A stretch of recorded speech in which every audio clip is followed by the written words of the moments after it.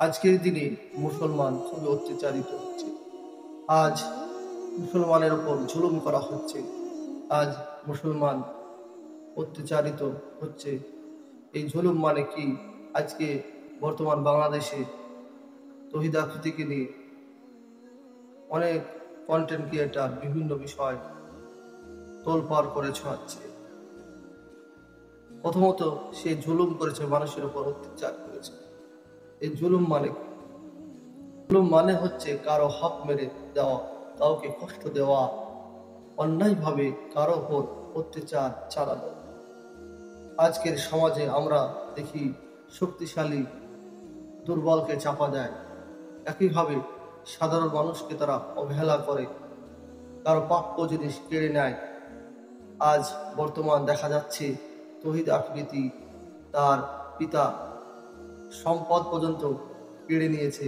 মাই TV channel, বিখ্যাত বাংলাদেশের যে মাই টিভি, আমাদের বাংলাদেশের যে বিখ্যাত মাই টিভি চ্যানেল, এই মাই টিভি চ্যানেলের তিনি কেড়ে নিয়েছেন, মালিক নিজে তৈরি হয়েছে, ইত্যাদি বিষয় আজ উঠে এসেছে। এটাও এক ধরনের জুলুম করা, এক মাজলুমের ওপর অত্যাচার করা।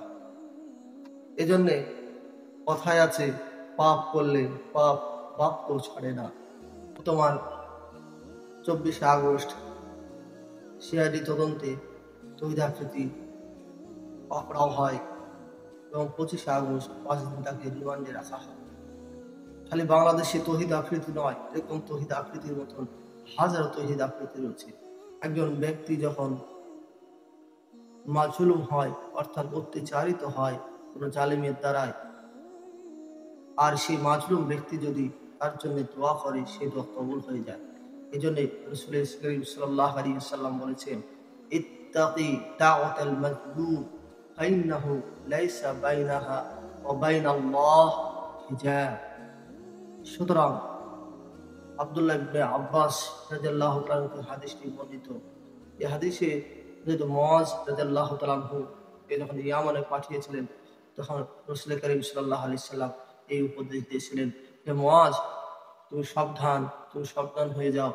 মজলুম অর্থাৎ তুমি অত্যাচারিত হও না, কাউকে অত্যাচার করো না, কারণ মজলুমের দোয়া কবুল হয়ে যায়।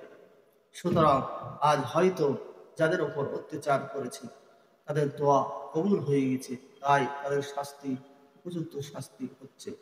এই জন্য আল্লাহ তাআলা পবিত্র কোরআনে জালিমের অত্যাচার সম্পর্কে অন্য জায়গায় বলছেন, ওয়ালা তাহসাবান্নাল্লাহ গাফিলা আম্মা ইয়ামালুদ যালিমুন ইন্নামা ইউআখিরুহুম লিয়াউমিন তাশখাসু ফীহিল আবসার।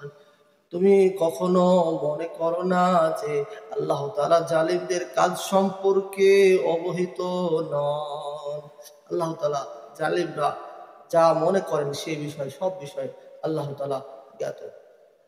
ইন্নামা ইউআখিরুহুম লিয়াউমি তাশখাসু ফীহিল আবসার। তিনি তাদেরকে অবকাশ দিচ্ছেন সেই দিনের জন্য যেদিন মানুষের চোখ আতঙ্কে স্থির হয়ে যাবে। সুবহানাল্লাহ।